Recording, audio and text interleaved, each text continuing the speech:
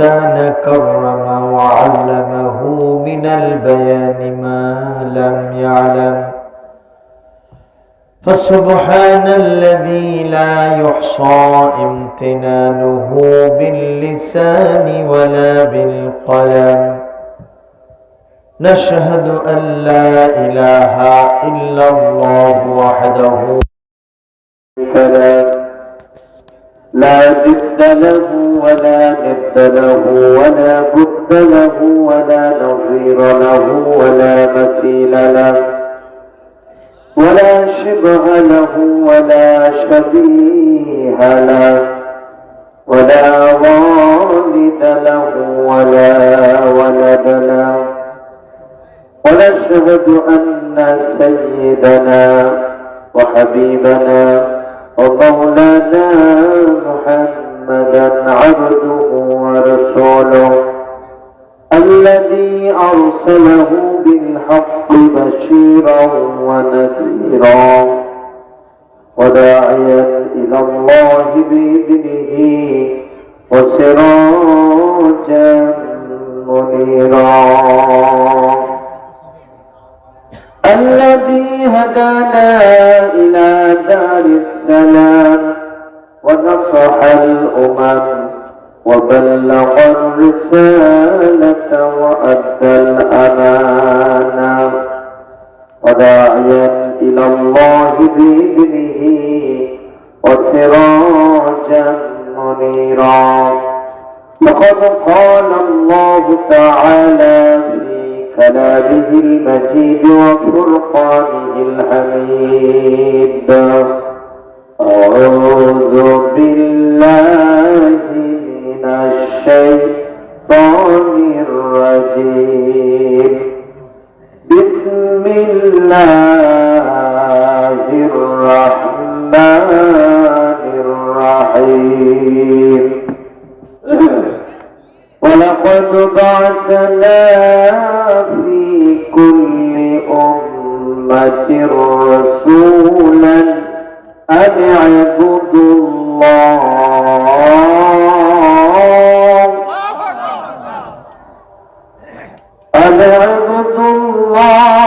واجتنبوا الطاغوت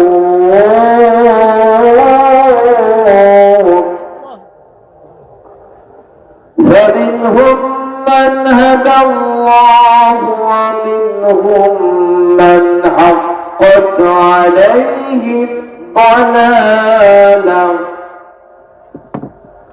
فسيروا في الأرض فانظروا كيف كان عاقبة المكذبين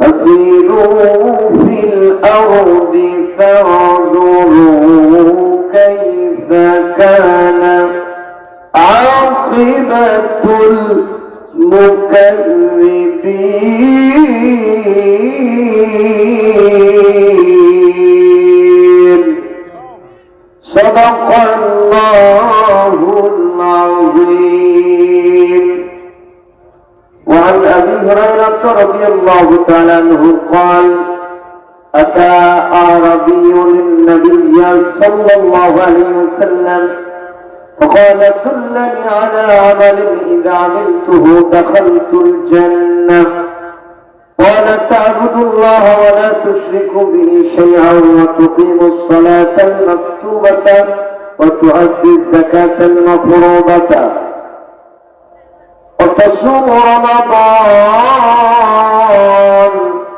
قال والذي نفسي بيده لا أزيد على هذا شيئا ولا أنقص منه فلما ولى قال النبي صلى الله عليه وسلم لو سره أن ينظر إلى رجل من أهل الجنة فلينظر إلى هذا متفق عليه رواه البخاري ومسلم رواه الترمذي ومشكاة المصابيح ورياض الصالحين إن الله وملائكته يصلون على النبي يا أيها الذين آمنوا صلوا عليه وسلموا تسليما اللهم صل على مولانا محمد وعلى آل سيدنا شفيعنا محمد मुझे कुछ मिले या न मिले मोहम्मद मिले यानी और से जिसे अल्लाह मिले अल्लाहुम्मा सल्ली अला मौलाना मुहम्मद व अला आलि सय्यिदिना हबीबिना मुहम्मद उनामार कादिरे রানামার কাদিরে যেতে সোনার মদিনায় আপনারা যেতে চান না মদিনায় যেতে চান বলো মোনামার কাদিরে রানামার কাদিরে যেতে সোনার মদিনায় যে মদিনায় ঘুমিয়ে আছেন যে মদিনায় শুয়ে আছেন আমার প্রিয় নবী দুলাল আমিনা ওনামার কাদিরে রানামার কাদিরে যেতে সোনার মদিনা আল্লাহুম্মা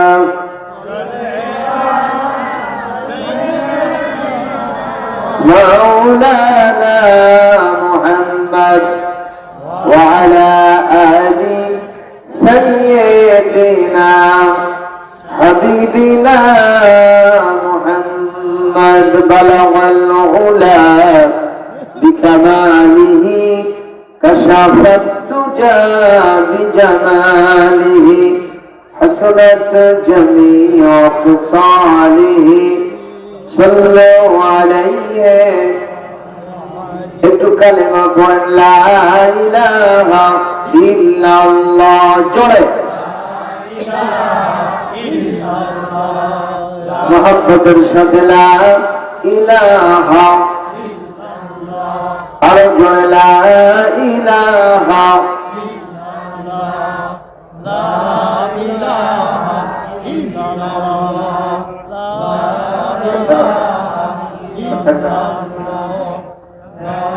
لا إله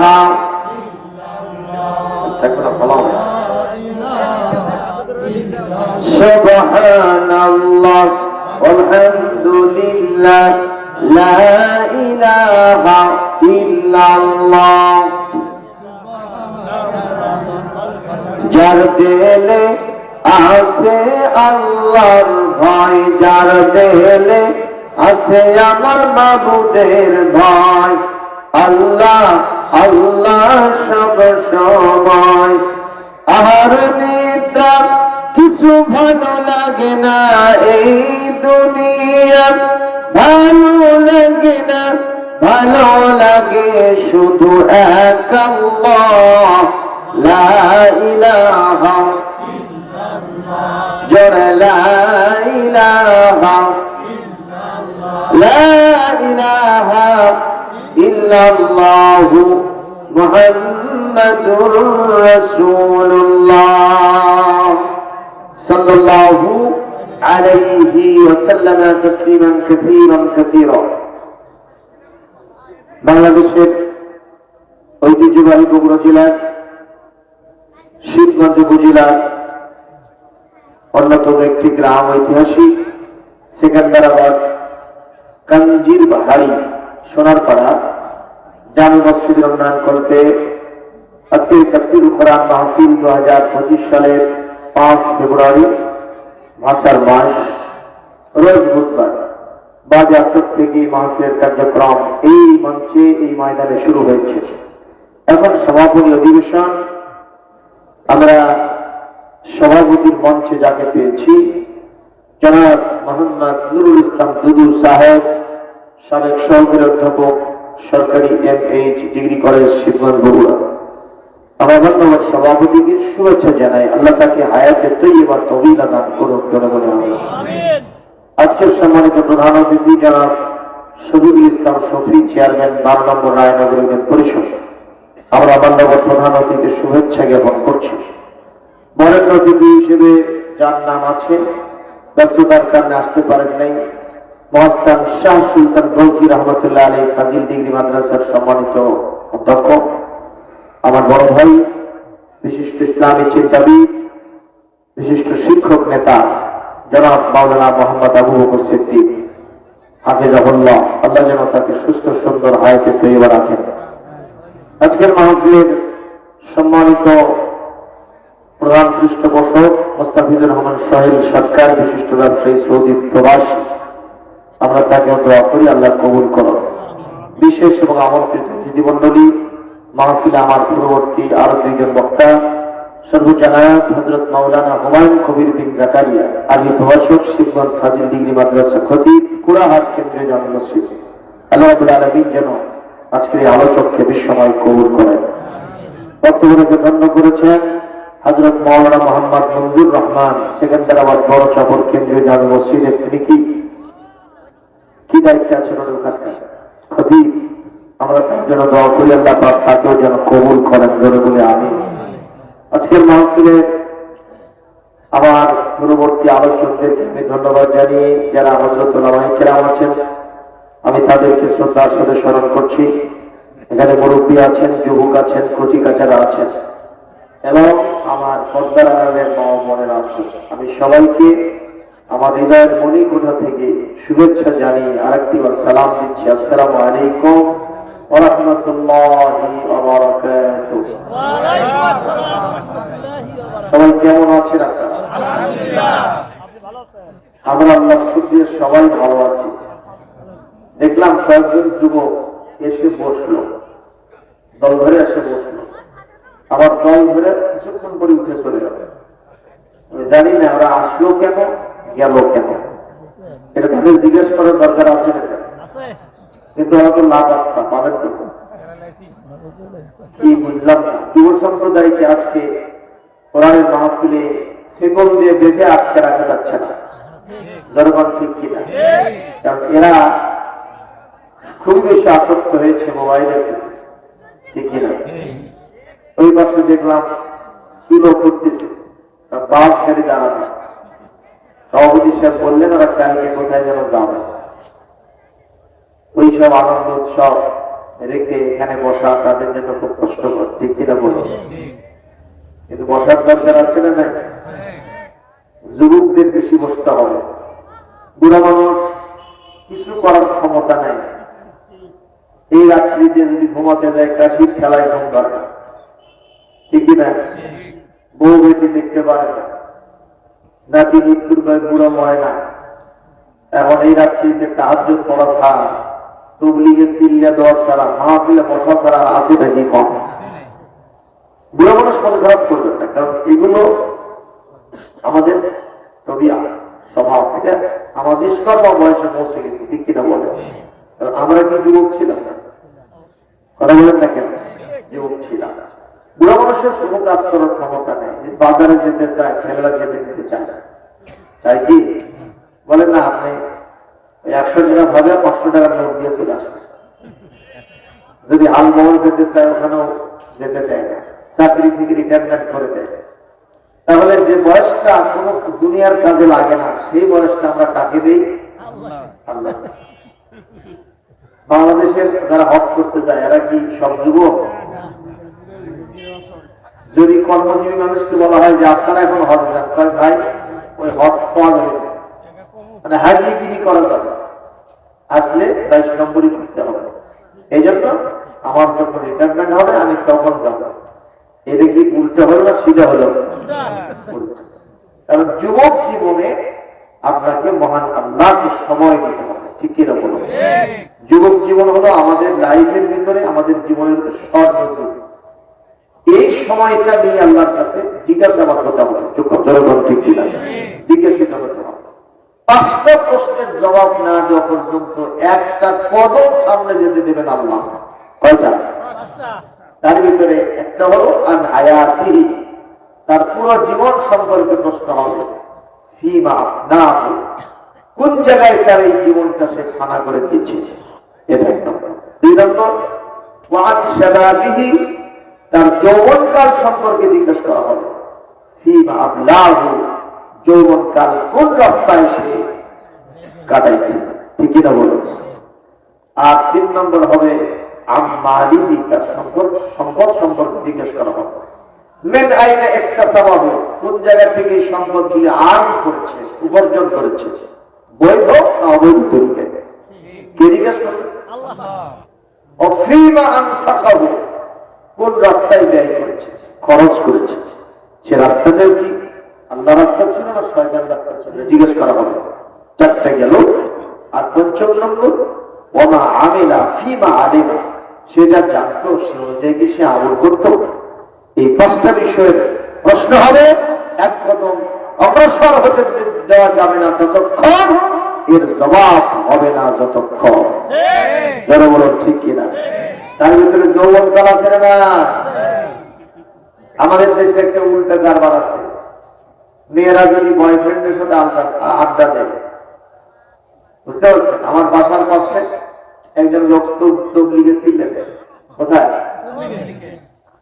এখন ওনার মেয়েটা বাইরে বিভিন্ন জায়গায় ছেলেদের সাথে ঘুরে ঘুরে বেড়ায়।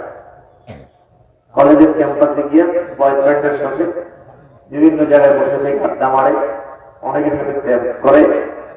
লোকেরা বলে যে তুমি চলচিল্লা দাও, তোমার মেয়ে এরকম করে কেন? মেয়ের মা বলতেছি কি জানেন, আমার মেয়ের বয়স আছে তাই বলে করে, তোর বয়স তুই করবো। তাহলে কথাটা কি সিধা হলো না উল্টা হলো?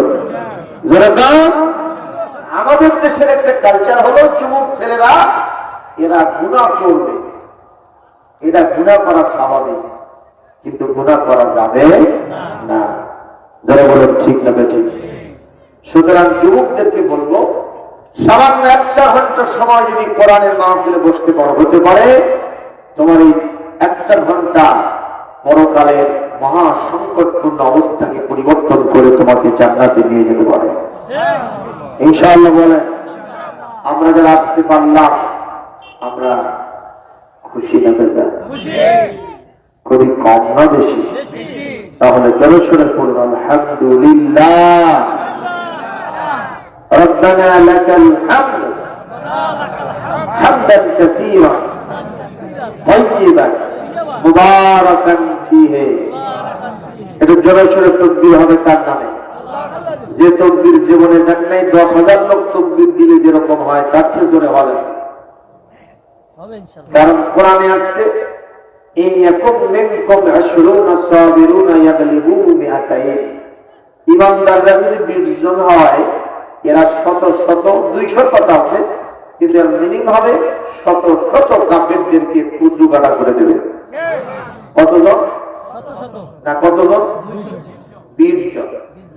20 জন মুসলমান যদি ধৈর্যশীল হয়, ইমানের বলে বলিয়ান হয়, 100 কাফের কুচু কাটা হয়ে যাবে। আল্লাহু আকবার। সুতরাং এখানে তো কয় 20 আছে, ঠিক কিনা?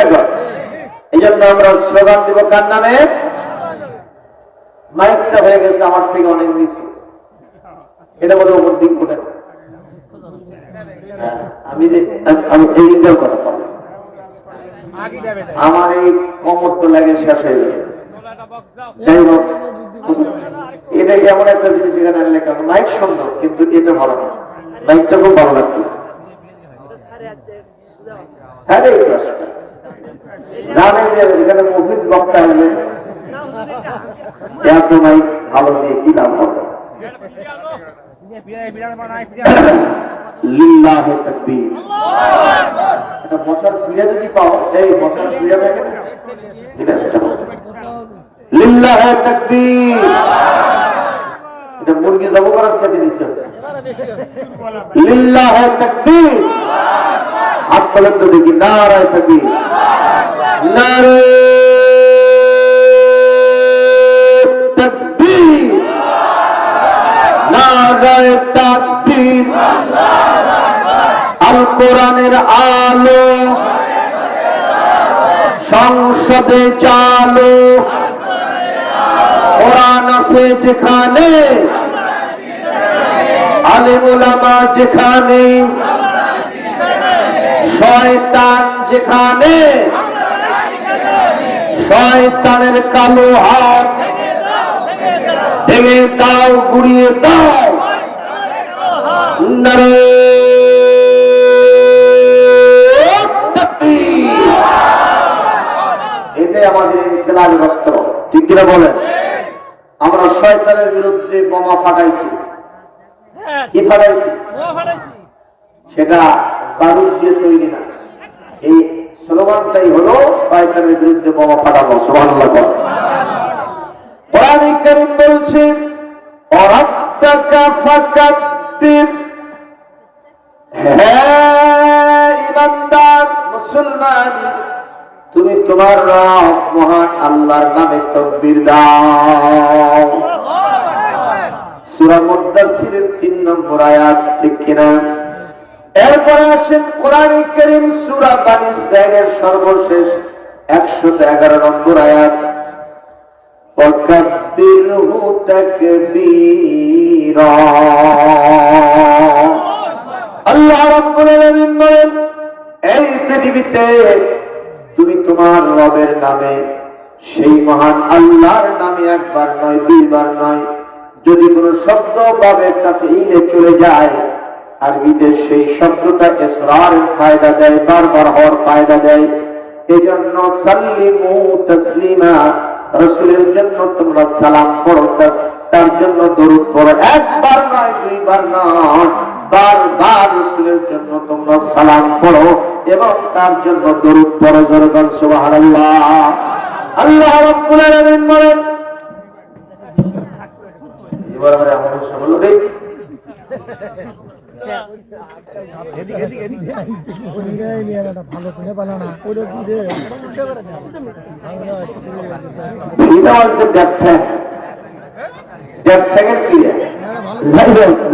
আলহামদুলিল্লাহ।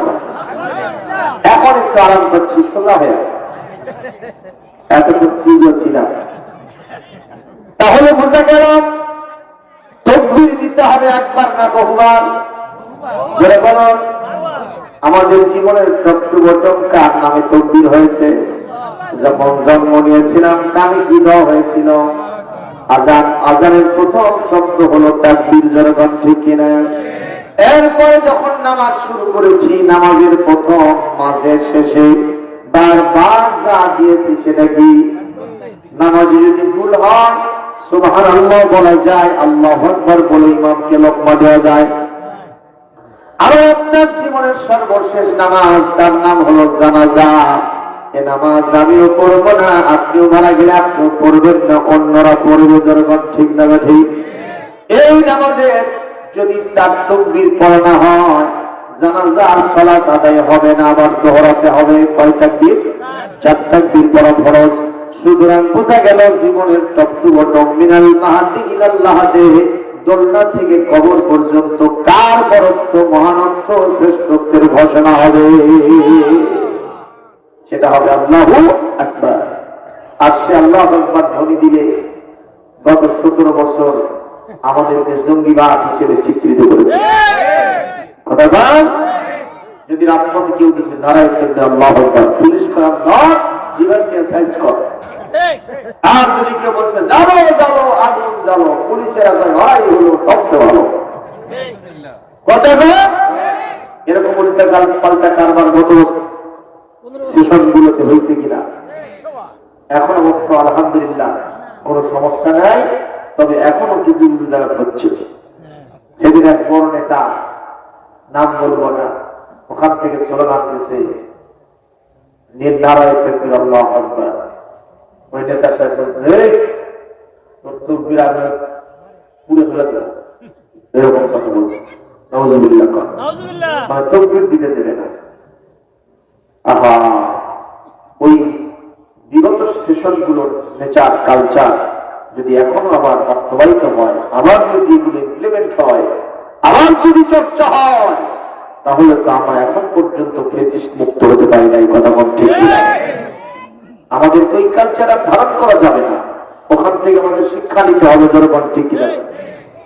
আল্লাহ তৌফিক দান করো। আরো জোরে বলেন আমিন। তাকবীরের একটা আলাদা মশান আছে, এর একটা আলাদা ফায়দা আছে।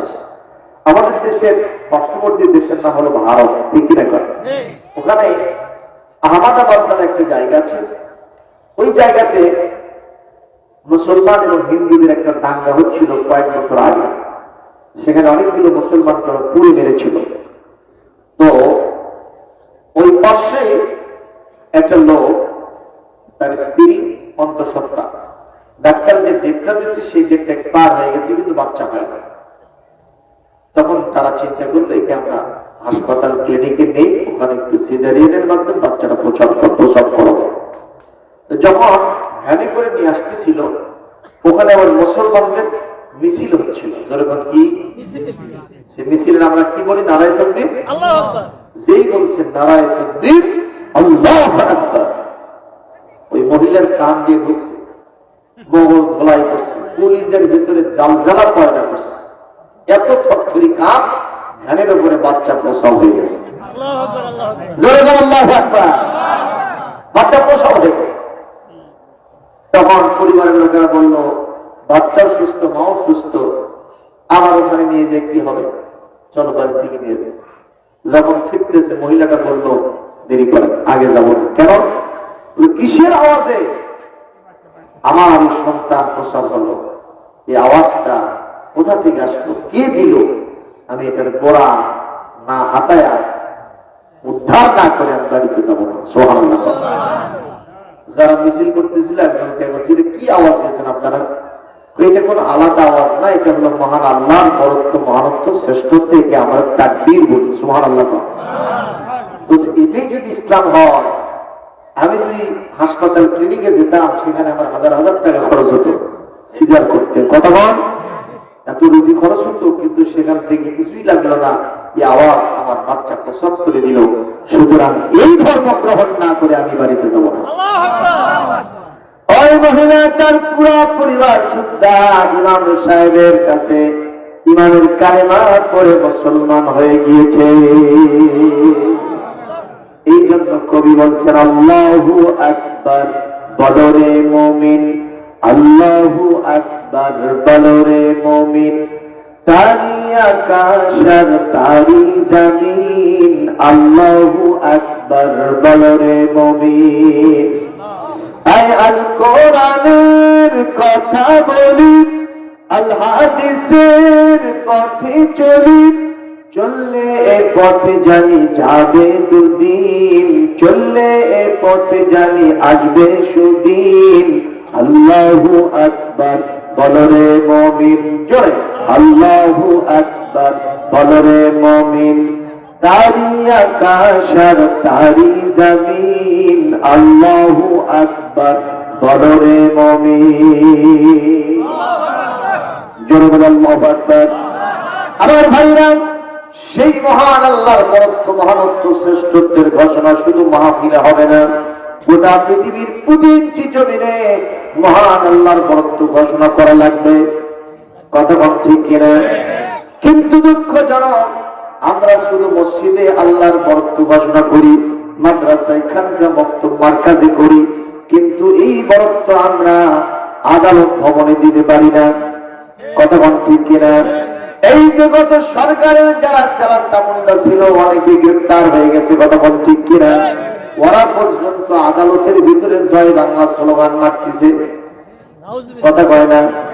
অথচ সেখানে স্লোগান হবে নারায়ে তাকবীর, আল্লাহু আকবার। এটা দিলে আপনার জন্য কোনো দোষ হবে না। দোষ যদি ওরা ধরে, ওরাই মহাদোষী হয়ে জাহান্নামে যাবে। ঠিক না রে? এই জন্য মহান আল্লাহর সাথে আমরা ছিলাম, আছি, থাকবো ইনশাআল্লাহ। বলি ইনশাআল্লাহ। আর ইনশাআল্লাহ। এখন ভূমিকার কলেবর বৃদ্ধি করবো না, সরাসরি মহান আল্লাহর কোরআন থেকে যৎসামান্য আলোচনা করে আমার কথা আমি শেষ করবো ইনশাআল্লাহ। কোরআনের আলোচনা না শুনে কোনো উপায় পৃথিবীতে সব যখন অচল, কোরআন তখন সচল। সুবহানাল্লাহ বলবেন। ১,৫০০ বছর বয়স হলে এই কোরআন, সুবহানাল্লাহ। ১,৫০০ বছরের একটা ঘর পৃথিবীতে এখন আছে? ১,৫০০ বছর আগের একটা মানুষ আছে? ১,৫০০ বছর আগের যে ভূখণ্ড, জমির খণ্ডটা যেরকম ছিল ওইরকম আছে? সব সংশোধন, সংযোজন, বিয়োজন এগুলো হয়েছে, কথা বল ঠিক কিনা? আবার অনেকগুলো শেষ ডিস্ট্রয় হয়ে গেছে, কথা বলে। একমাত্র চিন্তার অক্ষয় লা তাবদীলা লিকালিমাতিল্লাহ, নাম কি? যেমন ছিল তেমন আছে, তেমনই এর পেছনে যারা লাগবে এটাকে বিদায় করার দেওয়ার জন্য ওদের ১৪ গোষ্ঠী সাফ হয়ে যাবে, কথা কও। কারণ এই কোরআনটা হলো ফ্যানের পালার আগুন, ফ্যানের পালা। যদি মনে করেন বাতাস দিয়ে নিভব তাহলে আরো বেশি হবে, কথা বল না কেন? আমাদের দেশে জমির আইলে আইলে অনেকে ইউক্যালিপটাস গাছ লাগাইতে হবে। আমার এলাকায় একজন যা করছে কি করছে, ধান হয় না বাড়ি বলে ছায়া হয়, ওই ১০ টাকা দেখে যাচ্ছে কয়টা, ৭ দিন পর যায় দেখে ৭১ থেকে ১০টা করে পুঁজি বাড়াচ্ছে। আমার তো হুজুর না কাটাই ভালো আছে। এই কোরআনটা হলো এইরকম, কোরআনের সাথে যারা থাকে তাদেরকে মেরে শেষ করা যায় না। ৫০ বছরের কোরআনের মুফাসসির আল্লামা দেলোয়ার হোসেন সাঈদী কোরআনের পাখি রাহিমাহুল্লাহ, তাকে যে মেরে ফেলা হলো, তাই বলে কি তার আওয়াজ বন্ধ হয়ে গেছে? কথা কও। ইভেন এক সাঈদী কবরে গেছেন, লক্ষ লক্ষ সাঈদী এখন মাহফিলে আছে। বিজানুর রহমান আজহারী, আল্লাহু আকবার। আজকে যেভাবে তিনি দেশের ভিতরে আবার বিজয়ী রয়েছে ফিরে এসেছে, অর্ধকোটি মানুষ তার মাহফিলে। বগুড়া হাজার চেষ্টা করতেছে, একটা মাহফিল পাচ্ছে না। রাজশাহী বিভাগের ভিতরে চাঁপাই নবাবগঞ্জে ২২ তারিখে প্রত্যেকটা বিভাগে একটা করে, কয়টা ওরা পাইছে, আমরা খালি আটকেছি, কথা বলেন, পাইতেছে না। এত মর্যাদা আল্লাহ দান করলো, আমরা তাকে এখান থেকে বিদায় করলাম, চোখের পানি ফেলে উঠে চলে গেলেন। এখন আসলেন হাসতে হাসতে, সুবহানাল্লাহ। সেদিন দেখলাম এক নেত্রী বলতেছে, মিজান আজহারী সাহেব তিনি যেভাবে বাংলাদেশে এসে ওয়াজ শুরু করছেন তাতে বোঝা যায় উনি জামাত করে। এটা আগে গলিত হলো নি, হয় উনি জামাত করে, না হয় জামাতের টাকা খেয়ে জামাতের পোশাক করে। বলতেছে ফুলের মালার ফাঁসির রশি কিন্তু খুব পাশাপাশি। আমরা ওই নেত্রীকে বলবো, এটা মিজান আজহারীর জন্য প্রযোজ্য নয়, এটা তোমার জন্য প্রযোজ্য, কথা বল ঠিক না? তুমি যদি মিজান আজহারীর পিছনে লাগো, এই জাতি তোমাকে জুতা পেটা করে গাছকে নিক্ষেপ করবে, কথা বল ঠিক না? ঠিক। সুতরাং কোরআনের পিছনে, কোরআনকে অনেক করার জন্য, বিদায় করার জন্য কেউ কোনো ভূমিকা নেবেন না, পারলে কোরআনকে সহযোগিতা করবেন। জোরে বলুন ঠিক না? ঠিক। কি হলো চাচাদের কোনো সমস্যা? এরকম করতেছে, মা চলে যাবে কেন? হাদিস ক্লাস কোনো সমস্যা হচ্ছে আপনার? সমস্যা হলে যা, যদি অসুস্থ হয়ে থাকে। তবে যে কয়জন মানুষ বসেছেন, আমি কিন্তু আপনাদের সবার চেহারা আমার চোখের মধ্যে ধরে নিচ্ছি। কেউ যদি ওটা তার সার হবে না। আল্লাহু আকবার। খুব খারাপ লাগতেছে নাকি? আমার ভাইরা, আল্লাহ রাব্বুল আলামিন যে কোরআনে কারীম আমাদের জন্য পাঠাইলেন, এই কিতাব আগের কাফের বেদিনরা তারা বলতো, মক্কার জমিনে যারা ছিল, এটা হলো মুহাম্মাদের বানানো কিতাব। নাউযুবিল্লাহ কোন, আরো জোরে কোন নাউযুবিল্লাহ। তারা বলতো মুহাম্মদ এই কথাগুলো বানায় বানায় আমাদের সামনে বলে, সুতরাং মুহাম্মদকে পাগলামিতে ধরেছে, গণকে ধরেছে, জাদুঘরে ধরেছে, সুতরাং মুহাম্মদের কথাগুলি আমরা কখনো শুনতে রাজি নই। আল্লাহ রাব্বুল আলামিন তাদের কথার জবাব এভাবে দিয়েছেন, ইন্নাহু লাকাউলু রাসূলিন কারীম।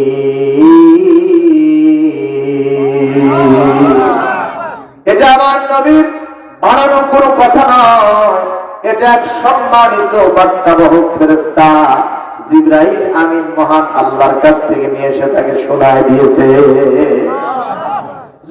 সুবহানাল্লাহ।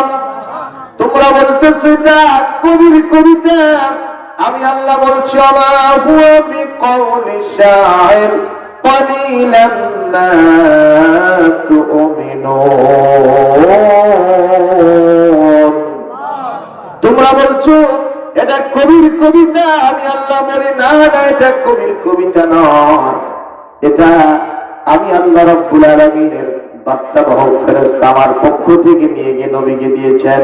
কিন্তু তোমরা এটা জানার পরেও কম সংখ্যক লোক কোরআনের প্রতি মানানো।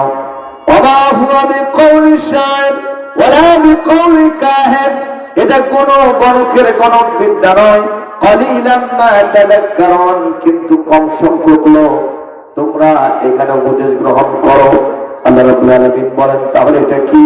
তানজিলুম মির রাব্বিল আলামিন। তাম বিশ্বের যিনি প্রতিপালক তার পক্ষ থেকে কোরআনটা অবতারিত। জোরে সুবহানাল্লাহ। আমার নবী যদি ওয়ালা তাকাওয়ালা আলাইনা বাদাল কাবিল, আমার নবী যদি নিজের মন মস্তিষ্ক প্রসূত চিন্তা চেতনা নিয়া কোরআনের কথাগুলো যদি বানায় বানায় বলতেন, লাখাযনা মিনহু বিল-ইয়ামিন, আমি আমার নবীর ডান হাতটাকে চেপে ধরতাম, সুম্মা লাকাতা'না মিনহুল ওয়াতিন, আর আমার অস্ত্র দিয়া নবীর কণ্ঠ নালীকে আমি কেটে ফেলে দিতাম। জোরে বলো আল্লাহু আকবার। তাহলে বোঝা গেল এই কিতাব আমার নবীর বানানো নয়। কে দিয়েছে? আল্লাহ। আরো জোরে বলো আল্লাহ।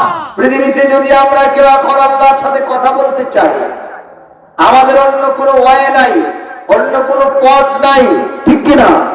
একটাই মাত্র পথ হলো কোরআন তেলাওয়াত করা, কোরআনের আলোচনা শোনা। কোরআন যদি আলোচনা করি, কোরআন যদি আমরা শুনি, কোরআন যদি তেলাওয়াত করি, সঙ্গে সঙ্গে মহান আল্লাহর সাথে আমাদের কথাবার্তা হয়ে যাবে। সুবহানাল্লাহ। দরকার মুসলমান, আল্লাহ রাব্বুল আলামিন এই কথাটাকে আরো সুন্দর করে সূরাতুন নাজমের 3 নম্বর 4 নম্বর আয়াতের ভিতরে বলেন, ওয়ামা ইয়ানতিকু আনিল হাওয়া ইন হুয়া ইল্লা ওয়াহয়ুন ইউহা। আমার নবী নিজে প্রবৃত্তির অনুসরণে কোনো কথা তোমাদের সামনে বলেন না। আমার নবী যা যা জীবনে বলেছেন সবগুলি আমার পক্ষ থেকে দেওয়া ওহী। জোরে বলেন সুবহানাল্লাহ। সুতরাং আল্লাহর কথা শুনতে আমাদের কোনো আপত্তি আছে না। আমি যদি হুজুর আমার বাপদাদার কথা বলতে আসতাম, আমার দলের কথা বলতে আসতাম, তাহলে আমার কথা আপনারা শুনতেন না। কথা বল না কেন? কারণ আমার আপনার স্রষ্টাকে কোনো সন্দেহ আছে না? আল্লাহ এই নামের কালাম কণ্ঠে মধু মেখে কুহু কুহু ওই পাপিয়া উঠেছে সদা ডেকে।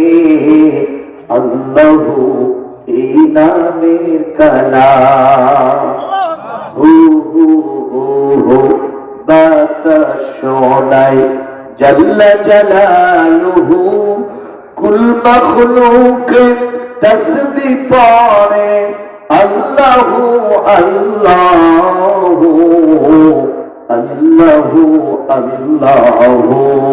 কলবে রাখে সর্বদা যে নামের ধ্যান সকল কাজে, তার হৃদয়ের আরশিতে সেই নূর ইলাহি দেখে। আল্লাহু এই নামের কালাম। একটু জোরে বলেন আল্লাহ। আরো জোরে বলেন আল্লাহ। কার গান গাইছে? আল্লাহ।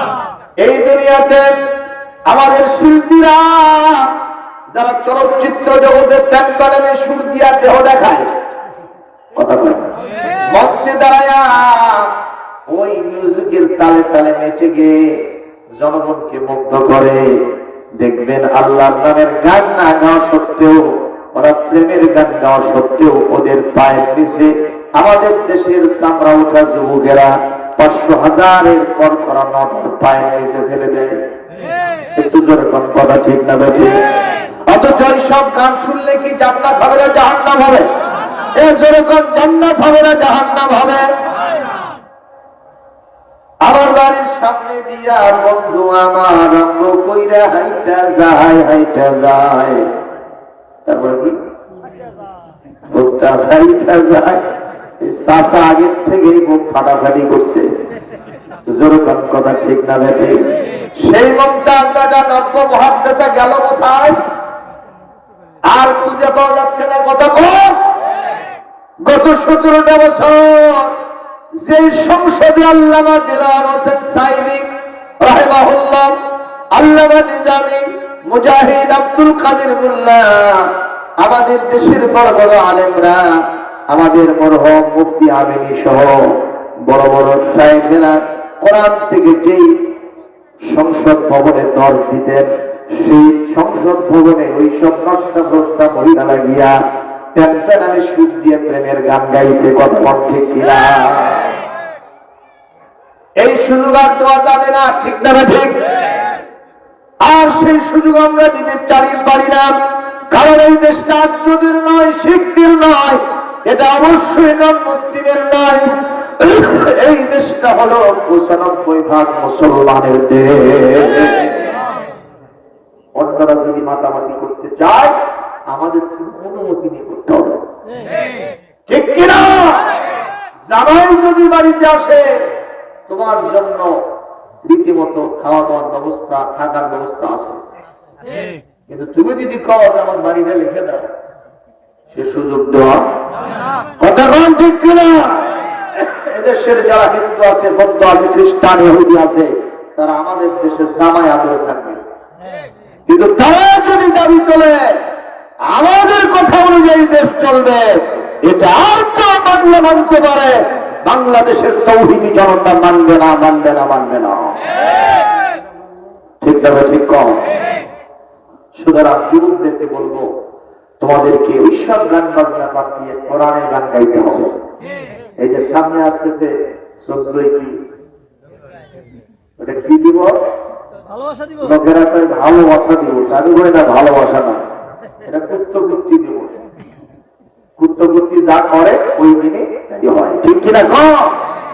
ওরে নওজোয়ান, তোমরা তো মুসলমান, কেন গাও তোমরা ভিনদেশীদের গান? ও মুসলমান, তোমাকে গাইতে হবে আল কোরআনের গান। ও মুসলমান, তোমাকে গাইতে হবে আল কোরআনের গান, ঠিক না? ভালোবাসা দিবসে মনেরই হরষে, ভালোবাসা দিবসে মনেরই হরষে, কেন গাও তুমি পীড়িতেরই গান? ও মুসলমান, তোমাকে গাইতে হবে আল কোরআনের গান। ও মুসলমান, তোমাকে গাইতে হবে আল কোরআনের গান, ঠিক না?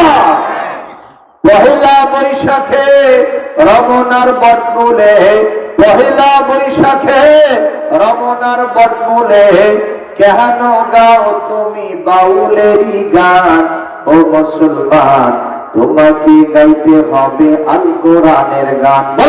তোমাকে গাইতে হবে আল কোরআনের গান। ও মুসলমান, তোমাকে গাইতে হবে আল কোরআনের গান, ঠিক কিনা? ইনশাআল্লাহ।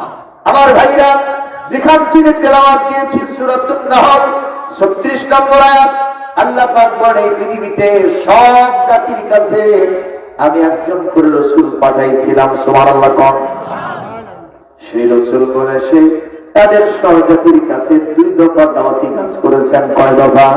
1 নম্বর, আনে আবুদুল্লাহ, তোমরা দাসত্ব গোলামি করবা কার? আরো যারা বলেন আর 2 নম্বর আজুতানে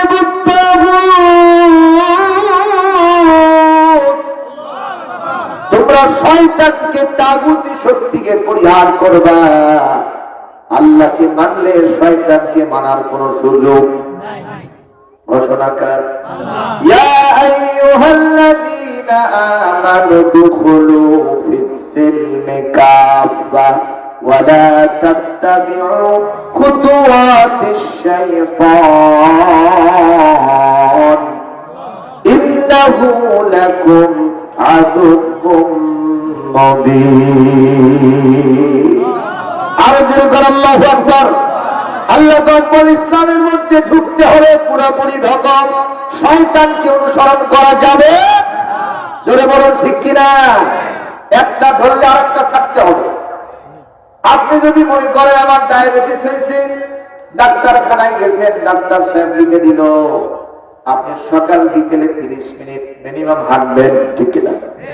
মিষ্টি জাতীয় জিনিসপত্র একটু কম খাবেন, কিন্তু আপনি ওষুধও খাচ্ছেন, হাঁটাহাঁটি করতেছেন, কিন্তু আপনি এশিয়ার 2 মিষ্টি জীবনও ছাড়েন না। আপনার ডায়াবেটিস ভালো হবে না বাড়বে? কমবে না বাড়বে? আপনার হয়েছে গ্যাস্ট্রিক, ডাক্তার সাহেব বলে দিল, আমি দিয়ে দিলাম নেক্সট প্রো, এই ওষুধটা খাইবেন। সার্জেন দিলাম, আপনি এটা খাইবেন দিনে 2 বার, ভাজা পোড়া খাবেন না, কিন্তু আপনি ওষুধও খাচ্ছেন, কিন্তু বাদাম ভাজা ছাড়েন না। আপনার গ্যাস্ট্রিক কি ভালো হবে? বরং আপনার জীবন হবে পাদাপাদির জীবন। কথা খাইলা ঠিক না? শুনতে খারাপ লাগলো, কথা তো সঠিক। জনগণ ঠিক কিনা? ঔষধ খাইলে, যেগুলো খাইলে আপনার অসুখ করে সেগুলো ছাড়তে হবে, ঠিক কিনা? আমি যদি আল্লাহকে মানি, আল্লাহ দ্রোহী শক্তি তাগুত, ওই শয়তানকে কখনো মানা যাবে না। ওই মুসার সময়, মুসা আলাইহিস সালামের সময় যারা মুসা আলাইহিস সালামকে এবং আল্লাহকে মেনেছে, তাদের ফিরআউনের কথা মানা, কথা ঘটনা কেন মানা যাবে না। ইব্রাহিম আলাইহিস সালামকে যারা মেনেছেন, তারা নমরুদকে মানতে পারবে না। আবার নবীকে যারা ধরেছেন, মেনেছেন, তারা কখনো আবু জেহেল, সৌদ বা সাইবা যারা ছিল, ওদেরকে কখনো মানা যাবে না। জোরে বল ঠিক কিনা? বর্তমানে এই বাংলাদেশে যদি কেউ আল্লাহকে মানেন, জাতীয়তাবাদ মানা যাবে না, সমাজতন্ত্র মানা যাবে না, পুঁজিবাদ মানা যাবে না, ধর্ম নিরপেক্ষ মতবাদ মানা যাবে না। কথা কম ঠিক কিনা? এটা কি আমার কথা না আল্লাহর কথা? এইবার আসেন মুসলমান, এই পৃথিবীতে আমরা আল্লাহর দাসত্ব যে করব, এখন শয়তানকে কোন কোন জায়গায় আমরা মানতেছি, এটাকে একটু ফাইন্ড আউট করার দরকার আছে না নাই? ধরে বলেন, কোন কোন জায়গায় শয়তানের সাথে আমাদের ইনভলভ হচ্ছে, একটু মেশামেশি চলতেছে, একটু আমি ফাইন্ড আউট করে দেখাই। কষ্ট হচ্ছে নাকি? আপনারা কি আমার কথা বোঝেন? আপনারা খুব বেশি দূরে না, আপনারা থাকেন উত্তর দিকে আর আমি থাকি দক্ষিণ।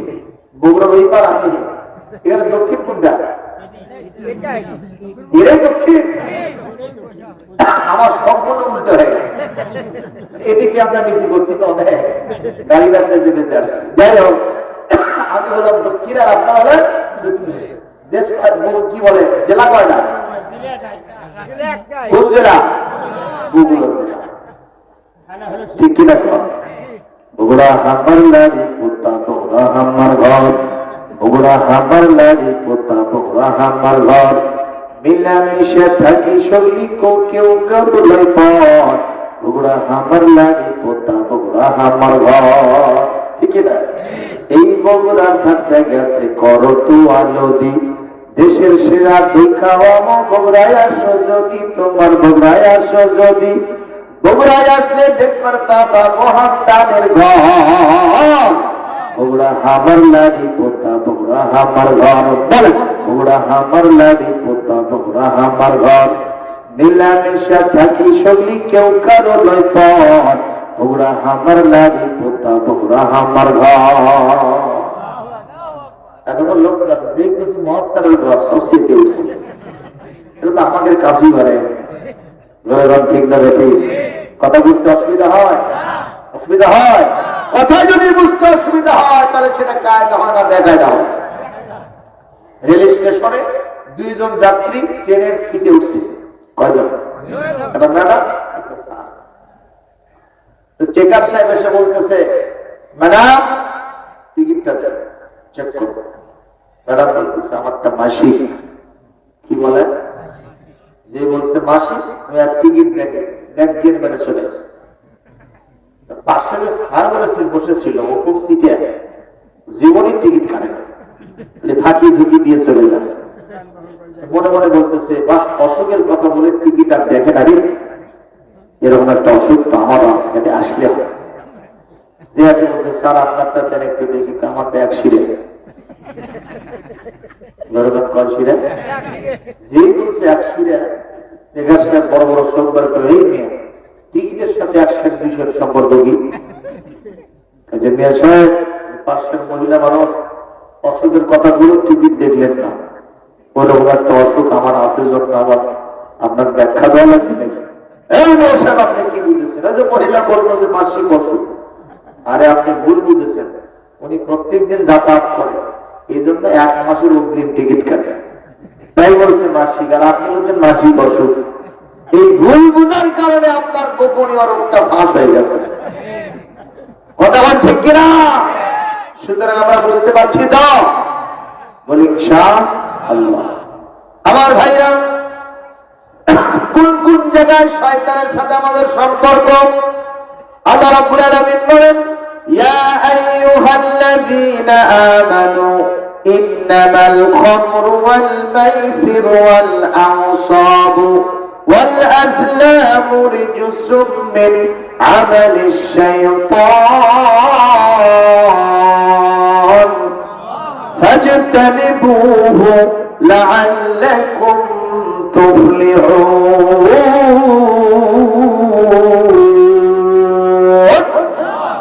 আর জোরে বলেন, আল্লাহ রাব্বুল আলামিন বলেন, বান্দাগণ, মদ, জুয়া, পূজা আর লটারি এগুলো সব হলো শয়তানের অপবিত্র কাজ। ইমানদার দুনিয়া আখিরাতে যদি তোমরা সফল হতে চাও, এগুলোর সাথে সম্পর্ক ছেড়ে দাও। আমাদের দেশে এই 4টে জিনিস আছে না? এখানে হিন্দুরাই করে। মদ, এটার যত প্রকারের নামে বেনামে আছে সবগুলি নিষিদ্ধ কে করেছেন? বলে বলেন, কুল্লু মুসকিরিন হারাম, নেশা জাতীয় যত দ্রব্য আছে সবগুলি হারাম করেছেন কে? আর সেটা আমাদের দেশে নামে বেনামে চলে কিনা? খালি সিগারেট আর বিড়ি চলে না। এই সিগারেট আর বিড়ি যাতে উৎপাদন হয় তার নাম হলো তামাক, ঠিক কিনা? আলাপাতা, এটা কি কখনো গরু ছাগল খায়? জনগণ, অনেকগুলো বিড়ি এরকম মলা করে ওখান থেকে ওই ইয়েগুলো বার করার সারির মধ্যে দেবেন, ওই খালি এটা মেরাম করবে। কথা বল ঠিক না ঠিক? তাহলে যেটা গরু খাচ্ছে না, ছাগল খাচ্ছে না, সেটা মানুষ জন্মের খাওয়া খায়। শুধু খাই না, নাক দিয়ে খোবার করে ফু করতে গেছে, দেখে আমি কত বড় নেতা হয়েছি। কথা বলতে হবে ঠিক না ঠিক? রংপুর হারাগাছায় গিয়ে যদি ওয়াজ করেন বিড়ি খাওয়া যাবে না, শরবত দোকান নদীর রয়েছে, smoking is very bad for health, ধূমপান স্বাস্থ্যের জন্য ক্ষতিকারক না উপকার, ঠিক কিনা? বিড়ির বিরুদ্ধে ওয়াজ করবেন না। কেন? বিড়ির 3টে উপকার আছে, নগদ উপকার। কি কি উপকার? যে ব্যক্তি বিড়ি খাবে ও জীবনে বুড়ো হলে মরবে না। বুড়ো হলে তাহলে মরবে কখন? চেহারা বয়স নেই, ঠিক কিনা? 2 নম্বর, যে বিড়ি খাবে ওর পকেট জীবনে ছিঁড়বে না। তার মানে কি? টাকা পকেটের হাত দেওয়া নেই, টাকা থাকলে বিড়ি কিনে খায় শেষ, পকেট ছিঁড়ল না। কি উপকার হলো? জামা ছিঁড়ে গেছে কিন্তু পকেট ঠিক আছে। 3 নম্বর, যে বিড়ি খাবে ওর বাড়িতে রাতের বেলা জীবনে কোনোদিন চোখ টাকা ঢুকবে না। রাত 2টা-3টের সময় হুপিং কাশি তোর মনে বসালে এত রাত জাগারে চল যায়, তিনি ঘুমের মধ্যেই কামড়াচ্ছে। জয়গণ ঠিক না ঠিক? এই 3টে উপকারের জন্য নেশা জাতীয় দ্রব্য এই বিড়ি খাওয়া কি যাবে? জনগণ যাবে? এটা হুকাম না অপকার? এটা ক্ষতিকারক দিক, আমরা তার ধারে কাছে যাবো না জনগণ ইনশাআল্লাহ। আমাদের দেশের মদের কি ব্যাপার স্যাপার আছে নাকি না? এখন বর্তমানে মদ দিয়ে গোটা দুনিয়া, গোটা বাংলাদেশ চেয়ে গেছে। পার্শ্ববর্তী দেশ সীমান্ত মুক্ত করে দিয়েছে মদ আসার জন্য, জনগণ ঠিক কিনা? প্রত্যেকটা বাড়ি বাড়ি, পাড়ায় পাড়ায়, অনেকের বাড়িতে আছে, আবার অনেকের বাড়িতে নেই। আমার মনে অধিকাংশ যুবকরা ড্রাগ এডিক্টেড হয়ে গেছে, জনগণ ঠিক কিনা? বিশ্ববিদ্যালয় প্রাচ্যের অক্সফোর্ড, ঢাকা ভার্সিটির রোকেয়া হলের বারান্দায়, বাথরুমে, ড্রয়িং রুমে, বেডরুমে সেখানে মদের বোতল পাওয়া যাচ্ছে। মহিলা হোস্টেল, কোন হোস্টেল? ছাত্রী হোস্টেল। নাউজুবিল্লাহ জোরে বলেন। জাহাঙ্গীরনগর ইউনিভার্সিটির তার নামই বলা যায় না, খালি জঙ্গল, জোরে বলেন ঠিক কিনা? আমার ভাইরা, কেন যে দূর হয় না? একটাই মাত্র কারণ, কোরআনের শাসন আর সৎ লোকের শাসন বাংলাদেশে নাই। কয়লা দিয়া ময়লা যায় না। কয়লা যদি, ময়লা যদি ধুতে চান, ডিটারজেন্ট পাউডার লাগবে, সাবান সোডা লাগবে। হযরত ওমরের মতো চরিত্রবান মানুষ দেশের শাসন ক্ষমতায় প্রতিষ্ঠিত থাকতে হবে, কথা কোন ঠিক কিনা? ওই জাতীয় শাসক যদি না হয়, আল্লাহর কসম কোরআন হাতে রেখে বলছি, হাজার বার চেষ্টা করবেন, বাংলাদেশ থেকে মদ জুয়া আরো বাড়বে, জনগণ ঠিক কিনা?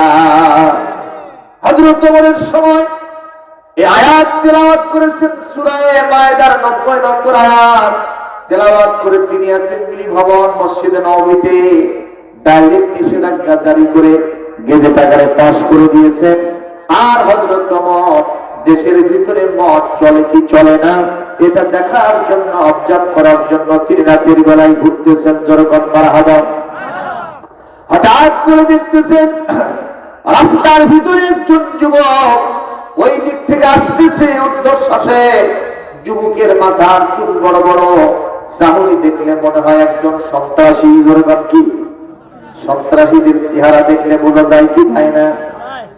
মতিগতি ভালো নয়, তার উদাস উদাস ভাব, উস্কো খুস্কো তার মনোভাব। এইটা দেখে হযরত ওমর চিন্তা করলেন, নিঃসন্দেহে এই যুবক অন্যরকম একটা কিছু হবে, একে আমি ধরবো, এর ভিতরে কি আছে আমি সেটা বার করে ছাড়বো, জনগণ মারহাবা। ওমরের সামনে শয়তানও হাঁটতে পারে না। হযরত ওমর আড়াআড়ি হয়ে দাঁড়ায় গেছেন। যুবক মাথা তুলেই দেখে হযরত ওমর তার দিকে আসতেছে। চিন্তা করলো, আজরাইলের সামনে যাওয়া গেলে যাওয়া যেতে পারে, কিন্তু ওমরের সামনে যাওয়া যাবে না। যুবক আসতে করে রাস্তার মোড় পাল্টায়া পাশে গিয়া ওখানে প্রসাবের ভাগ করে বসে গেছে। কিসের ভাগ? ভাগের প্রসাব আর আসল প্রসাব দুটোর মধ্যে পার্থক্য কি? যেটা ভাগ করা প্রসাব এটা জীবনে শেষ হবে না, মানে ডাইরেক্ট লাইন হতেই থাকবে। আর যেটা আসলেই প্রসাব এটা দেরি হবে না, 2 মিনিট 1 মিনিট পরই, 2 মিনিটও লাগে না, 1 মিনিটও লাগে, হাফ মিনিটের ভেতরে শেষ। কত পাওয়া? হযরত ওমর দাঁড়ায় গেলেন, প্রসাব করতেছে, করুক। দেখা যায় 10 মিনিট 15 মিনিট 20 মিনিট আধা ঘন্টা 1 ঘন্টা যেন ওঠেই নেয়। বুঝতে পারলেন যে নিঃসন্দেহে সন্দেহজনক আচরণ, ঠিক কিনা কর? এক পর্যন্ত দাঁড়িয়ে থাকলেন, তো কি হয়েছে না দেখে ছাড়বো না।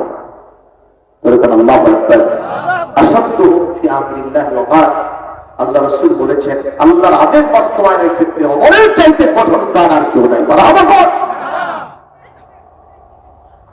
ওই যুবক 1 ঘন্টা পরে এইরকম বগলের কিন্তু তাকায় দেখে ওমর তার দিকে চেয়ে আসে। চিন্তা করলো, আরো যদি দেরি করি অপরাধের পাল্লা ভারী হবে। ও আল্লাহ, আমি আপনার কাছে একটু ধর্ণা দিলাম। সুবহানাল্লাহ। আমার আল্লাহ বলেন, যতই জুলুম করো আমার প্রতি, যতই জুলুম করো, যতই তুমি গুনাহ করো, যদি একটা বার আমার নামটা মন থেকে নিতে পারো তওবার হালতে, আমি আল্লাহ ঘোষণা করলাম, বান্দা তুমি আছো যেখানে, আমি আল্লাহ আছি সেখানে। শুনে বলেন সুবহানাল্লাহ। আইনামা কুনতুম, সুবহানাল্লাহ। আমি আছি যেখানে, আল্লাহ আছে সেখানে। কোনো সন্দেহ আছে না?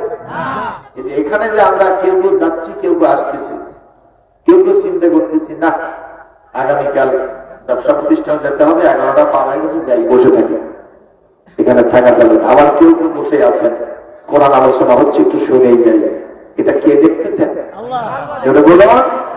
কোন সন্দেহ নাই, ক্লোজ সার্কিট ক্যামেরা, সিসিটিভি এখানে এভাবে তাক করা আছে। কে উঠতেছে, কে বসতেছে, কে শুনতেছে, কে অন্য চিন্তা করতেছে, সবগুলি যে জানে। সুতরাং কোরআনের মাহফিলে যেহেতু বসেছি, একটু স্বপ্নে হতে বসি ইনশাআল্লাহ। আজকে তাবারক তাবারক নাই, তাহলে এই বাসাস কোথায় না? সুবহানাল্লাহ। মহাস্তান এলাকায় তাবারক হয় না, এটা এখানে নেই। আল্লাহু আকবার। আমাদের বগুড়ার ওই দক্ষিণ সাইডে ওখানে তাবারক ছাড়া আমরা বক্তা তো থাকি, তারপরে একটা বক্তা থাকে যার নাম আলহাজ তাবারক আলী মন্ডল। উনি না থাকলে শ্রোতা থাকতে চায় না। আল্লাহু আকবার। কিন্তু সেক্ষেত্রে আপনাদের ধন্যবাদ জানাই, যারা এসেছেন পরীক্ষা দিয়া, যাই কোরআন শুনে আসি। সুবহানাল্লাহ, আলহামদুলিল্লাহ। আমি হাঁটলে যে 100 নাম্বার আপনাদেরকে দিয়ে দিলাম। বলি আমি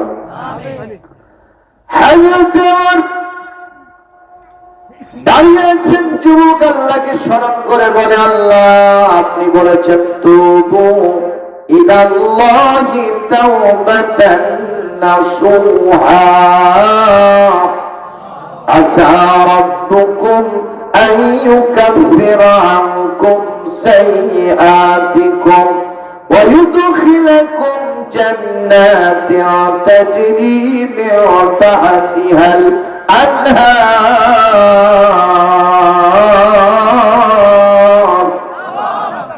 সূরা আত-তাহরিমের 8 নম্বর আয়াত। আল্লাহ রাব্বুল আলামিন বলেন, যতই তুমি গুনাহ করো আমার কাছে তওবা নসুহা করে চলে আসো, আমি আল্লাহ তোমাকে আমার রহমতের কোলে টেনে তুলে নিব, জীবনের সব গুনাহ খাতা মাফ করে দিয়া তোমাকে জান্নাতে ঢুকায় দিব।